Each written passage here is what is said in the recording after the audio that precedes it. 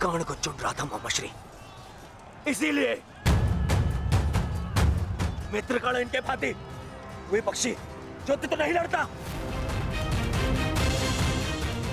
इनसे नहीं होगा मामाश्री। हमारे और बाकी महारथी कहाँ है?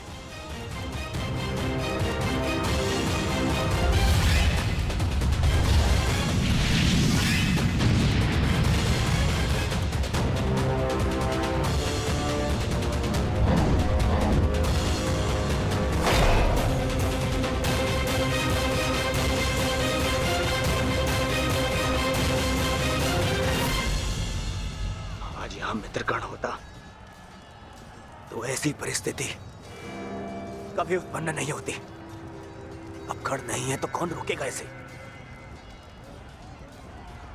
कौन?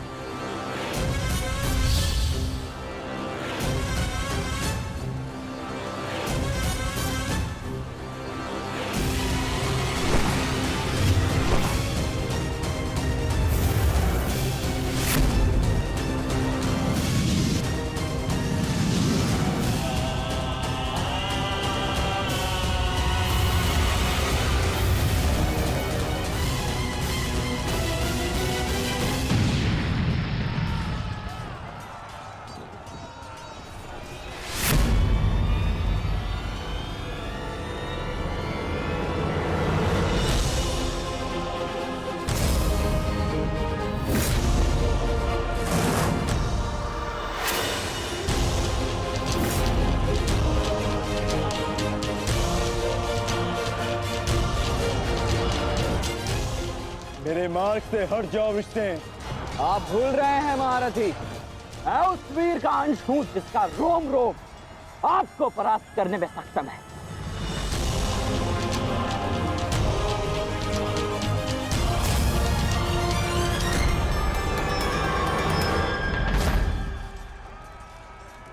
हम यहाँ युद्ध करने आए और मैं अपने पिता को यह वचन देकर आया कि रणभूमि में मैं उनकी कमी की अनुभूति किसी को नहीं होने दूंगा।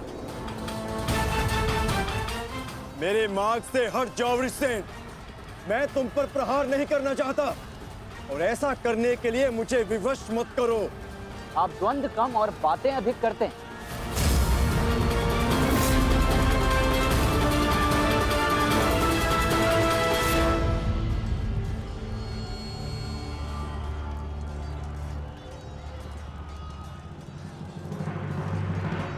पार्थ, यदि तुम इस युद्ध को आज ही समाप्त करना चाहते हो तो एक बात का स्मरण रखना, सूर्यास्त्र होने में बस कुछ ही समय शेष रह गया है। अपने सामने खड़ी बाधा पर प्रहार करो पार्थ।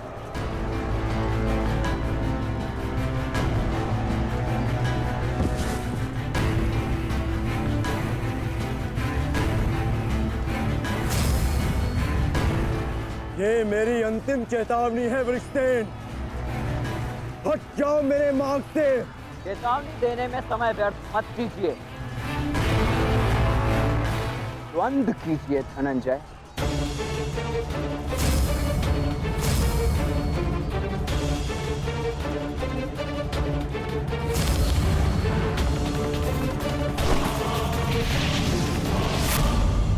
वृषसेन,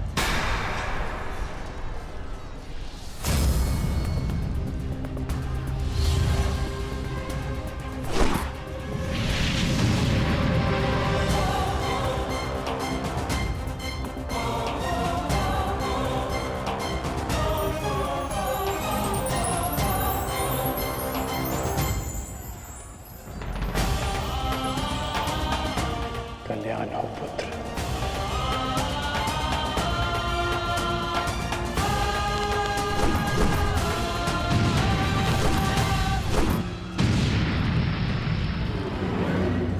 तुम्हारा पुत्र तुम्हारे ही भांति कुशल योद्धा है कर्ण।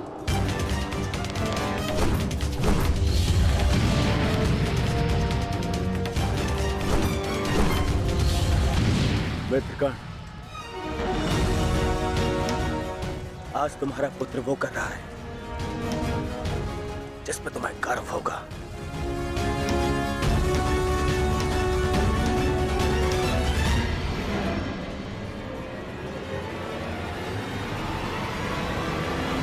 शीघ्रता करो पार्थ, सूर्यास्त्र में बस कुछ ही समय शेष है।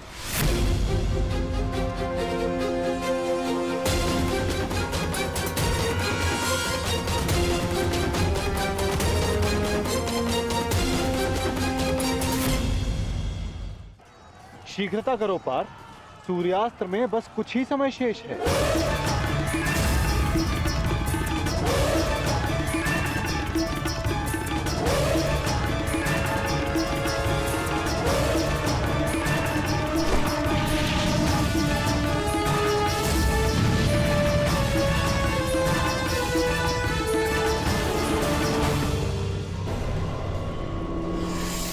ये पर्वतास्त्र है पुत्र,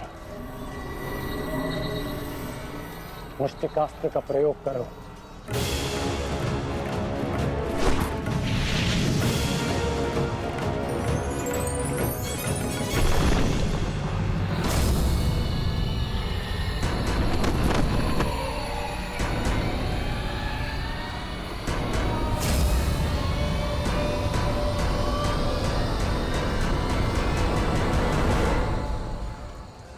सूर्यास्त होने वाला, ध्वज को कैसे जीते? कुछ क्षण और मामा श्री। सूर्यास्त होते ही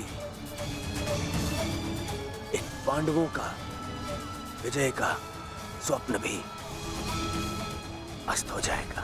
क्या होगा यदि तुम अपनी इस मूर्खता को एक छल में परिवर्तित कर दोगे तो क्या हो जाएगा? वज्रव्यूह की विशेषता क्या है दुर्योधन?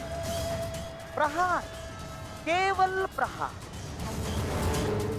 परंतु रक्षा में असक्षम। जरा देखो दुर्योधन, सभी योद्धा अपने राजाओं के साथ आक्रमण में व्यस्त हैं।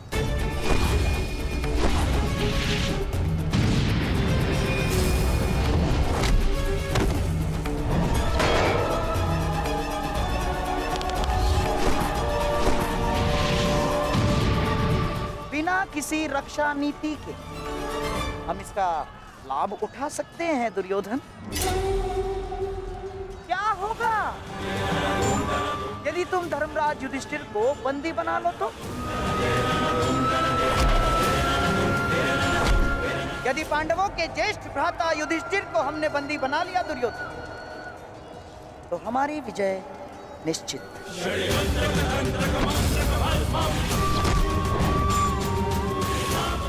साम दाम दंड भेदे अस्माकं विजयं निश्चितम्।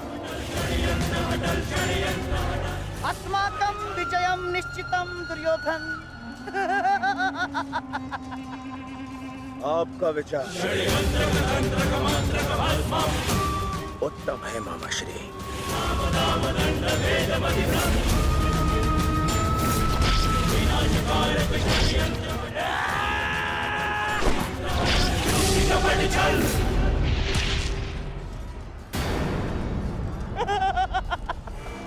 असमान अस्त्रों के साथ द्वंद्व करना नियमों के विरुद्ध है धर्मराज। स्मरण है ना आपको? मामा श्री, सामने आकर द्वंद कीजिए, कायरों की भांति नहीं। युधिष्ठिर, उसके लिए मैं हूं ना, मैं उपस्थित हूं। यदि तुम युद्ध चाहते हो तो मैं तत्पर हूं। ये बात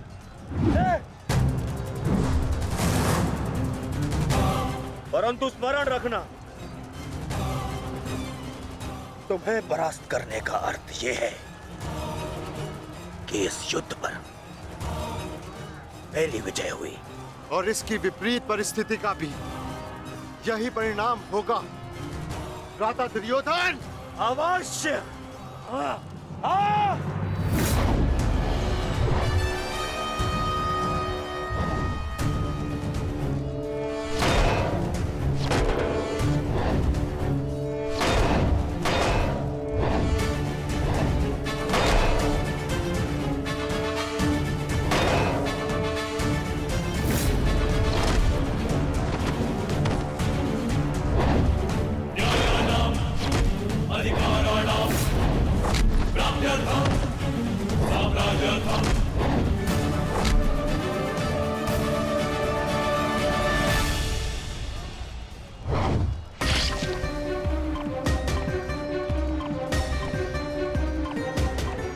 साधु पुत्र, साधु।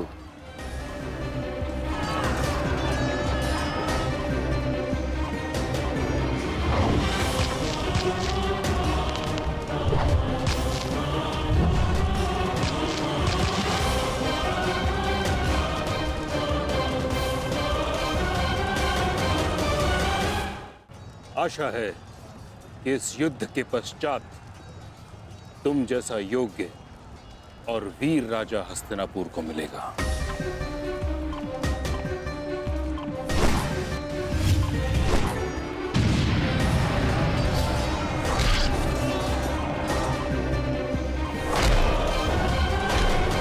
अरे अरे अरे सहदेव, कहाँ चल दिए? शुभ कार्य करने जा रहे हो ना? मामा श्री का आशीर्वाद नहीं लोगे? आओ प्रणाम करो।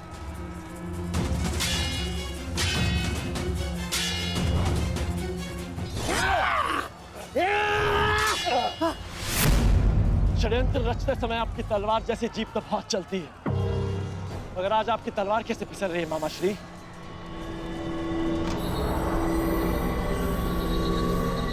नहीं दुर्योधन, वो क्या है ना सहदेव, हर वस्तु अपने समय से चलती है।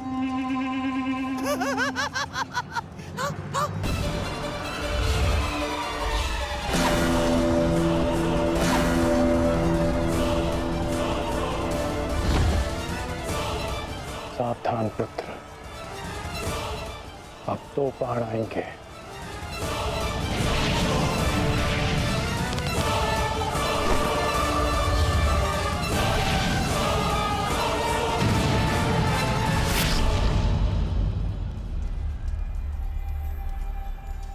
से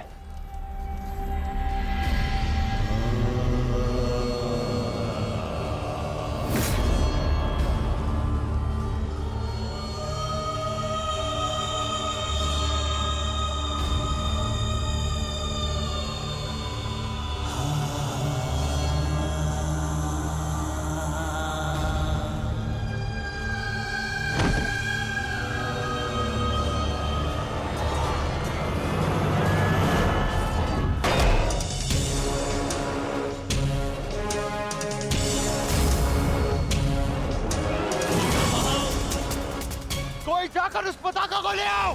दुर्योधन मेरे साथ युद्ध में व्यस्त है। जाओ।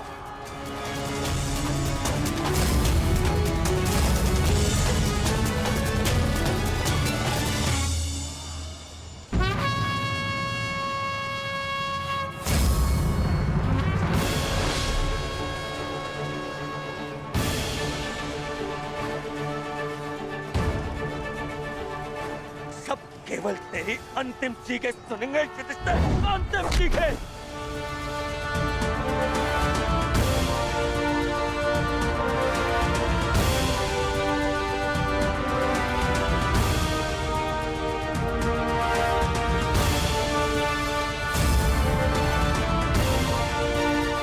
अरे कोई रोको उस बालक को।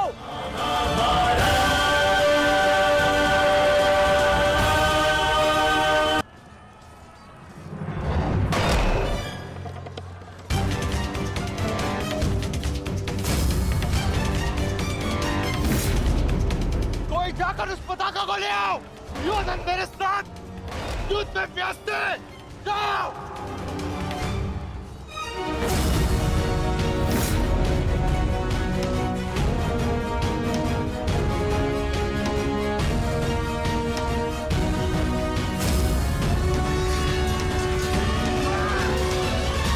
वृषसेन के लिए ये प्रहार पर्याप्त है माधव। दुर्योधन के ध्वज को अपने अधीन करके इस युद्ध का अंत करते हैं। चलिए माता।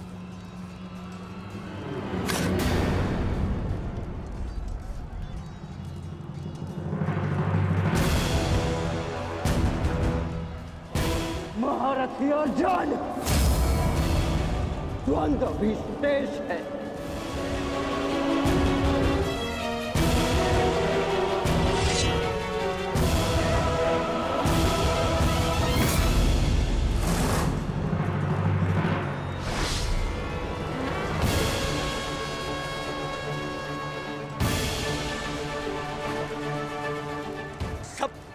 तेरी अंतिम चीखें सुनेंगे युधिष्ठिर, अंतिम चीखें।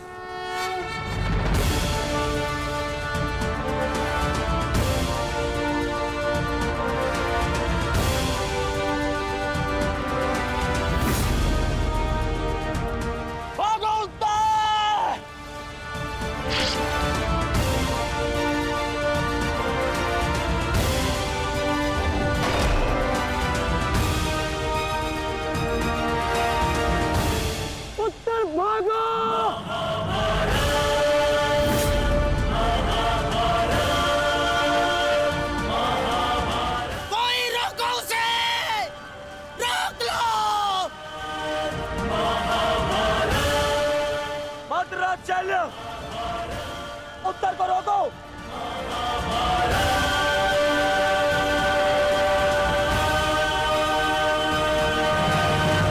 वज्रराज, रोको इसे। कायर, भूल गए किसके पक्ष से डरने का वचन दिया था तुमने? नहीं भूला मैं। तब समान है मुझे मेरा वचन भी और तुम्हारा छल भी। भूल गया।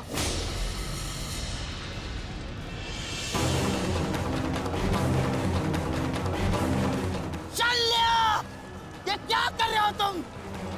भविष्य में संसार तुम्हारे साथ साथ पूरे मद्र राज्य को विश्वासघाती समझेगा। तू है तुम पर। अरे तुम प्रहार करो उस पर।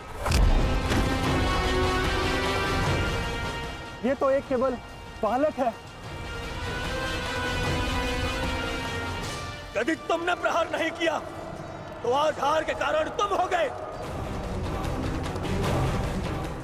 प्रहार करो।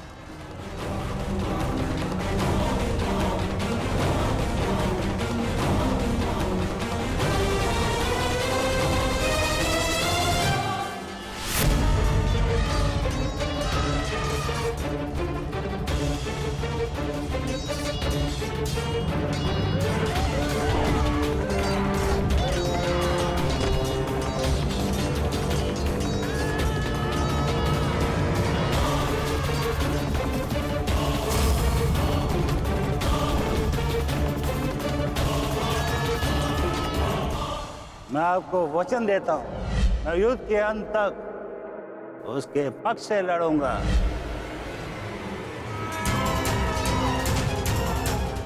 यदि तुमने प्रहार नहीं किया तो आज हार के कारण तुम हो गए।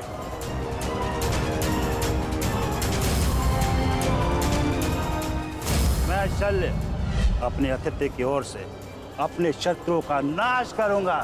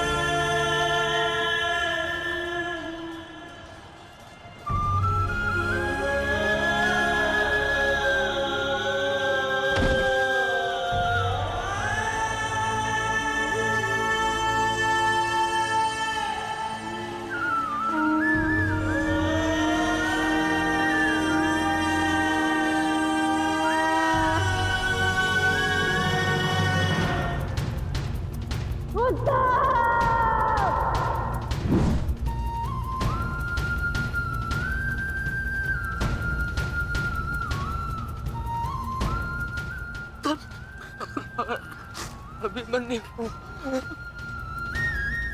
मुझे क्षमा कर दो अभिमन्यु। मैं अपना लक्ष्य पूर्ण नहीं कर पाया।